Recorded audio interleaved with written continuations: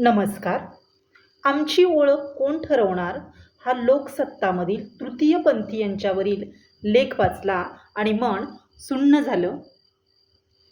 खरं तर गेल्याच महिन्यामध्ये तृतीयपंथी व्यक्ती संरक्षण दुरुस्ती विधेयक 2026 पारित झालं. पण या विधेयकाला संपूर्ण देशभरातून तृतीयपंथीयांच्याकडूनच विरोध केला जात आहे.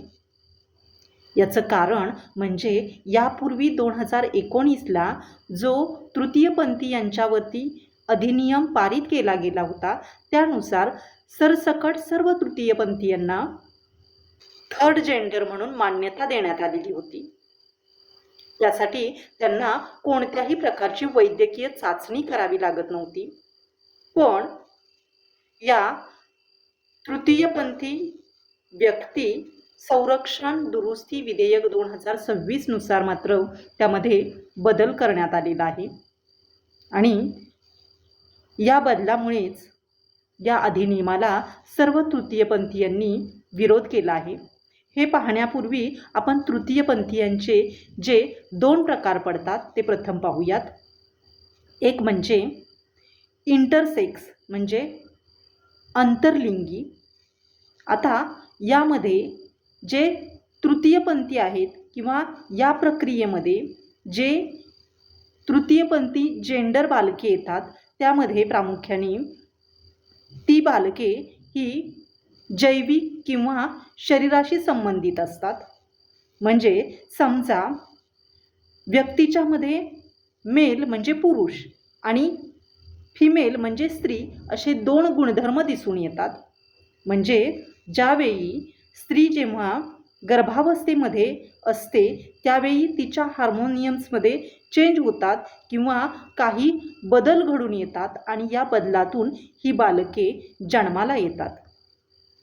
म्हणजेच ही क्रिया ही शरीराशी निगडीत आहे किंवा जैविक अशा प्रकारची आहे. तर जेंडर डिस्फोरिया म्हणजे काय?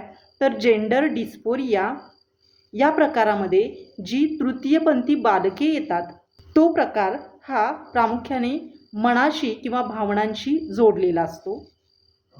तो म्हणजे असा की जेव्हा एखादा व्यक्ती किंवा एखादं बालक जन्माला मेल म्हणून येतं पण तिच्या आतील मन तिला फिमेल असल्याचं सांगत असतं किंवा त्याचं मेल जे लिंग असतं ते नाकारतं आणि स्वतः आपण स्त्री असल्याचं त्याचं अंतर्मन त्याला सांगत असतं. याच्यातून जी बालके निर्माण होतात किंवा जी जेंडर बालके निर्माण होतात, तृतीयपंथी बालके निर्माण होतात, ती बालके ही मनाशी संबंधित किंवा भावनांशी संबंधित असतात. त्यांना जेंडर डिस्फोरिया असं म्हटलं जातं.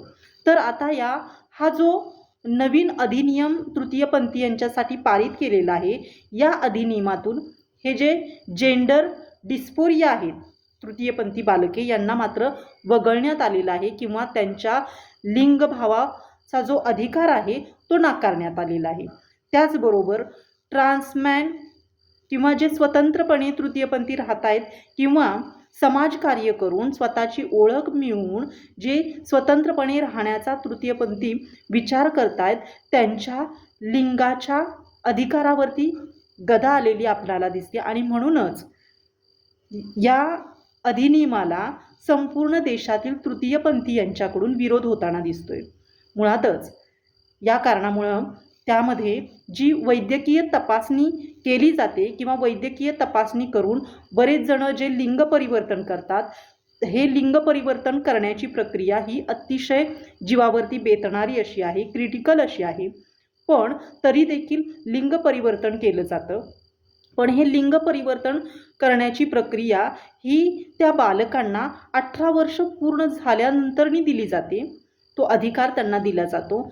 मग तोपर्यंत या बालकांची गणना कशात करायची?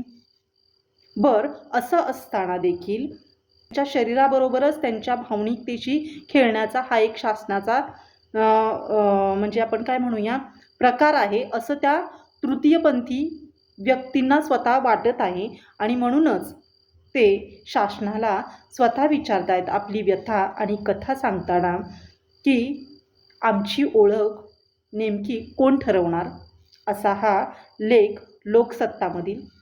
खरं तर बऱ्याचदा असं म्हटलं जातं की शरीरावर घातलेले घाव मुजतात किंवा निघून जातात, पण मनावरती घातलेले घाव हे वर्षानुवर्ष तसेच राहतात. त्यामुळे माणूस पुरता कोलमडतो.